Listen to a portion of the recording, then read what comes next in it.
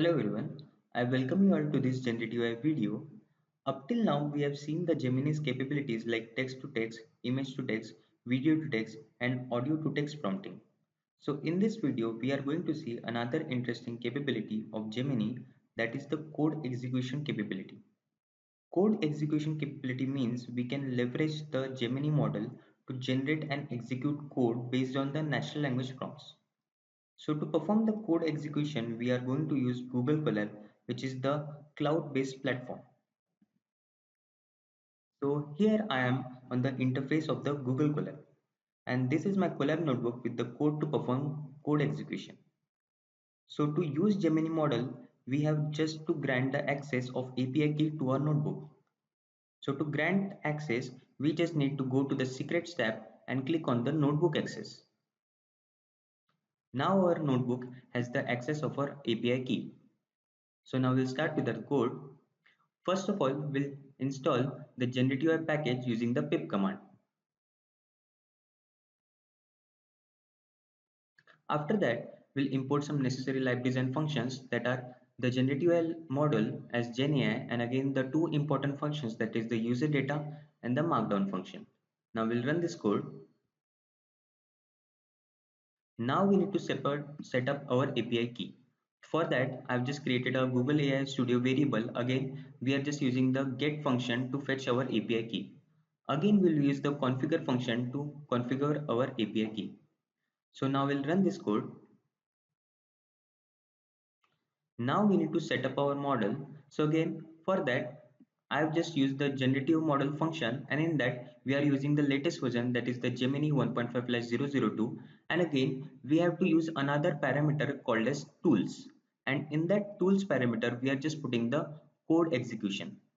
So this tools parameter will enable the Gemini model to not only to generate the code but also execute the code. So now we'll run this. So now our model is ready for the code execution prompt. So for that, I am just using the generate content function, and in that we are just passing the prompt for the code execution. So here we'll just ask the prompt that what is the sum of the first 50 prime numbers, and generate and run the code for the calculation. And again, we are just making sure that the Gemini model gets all the 50 numbers. So again, we are printing the response from the Gemini by using the markdown function. So now we'll run this code and let's see what output Gemini generates. So here we can see the Gemini model has quickly generated an code for finding the first 50 prime numbers, the sum of first 50 prime numbers. So here we can see it has given multiple answers for that code. Again, here we can see the Gemini is not only generating the code but it is also executing the code. And here at the last we can see the sum of the first 50 prime numbers, that is the 5457. So again, this is how Gemini can also generate the code but also can execute it. So now let's see another prompt like write a code for Fibonacci series till 50, and I'm just telling the Gemini model to execute the code. So let's run this code.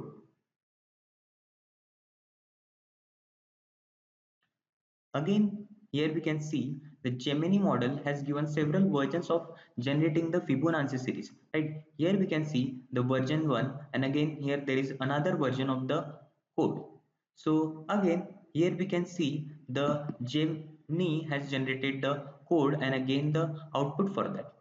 Let's ask another prompt like generate a code to find whether a number is Armstrong or not and execute the code for the number 407. Let's run this.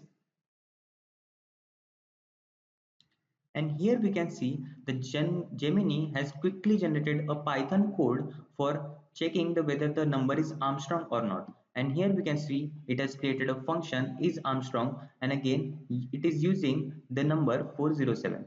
Again, the Gemini can not only code in the Python but also in the other languages also. So here we can see another code that is for the JavaScript language, right? So this is how we can generate a code in multiple languages using the Gemini. But again, the point to be noted over here is it has also executed the code where we can see the 407 number we have told to take as input has been executed and Again, it is the Armstrong number. And again, it has given the explanation of how the Armstrong number works. So this is all about the code execution capability of Gemini. I hope you like this video and thanks for watching.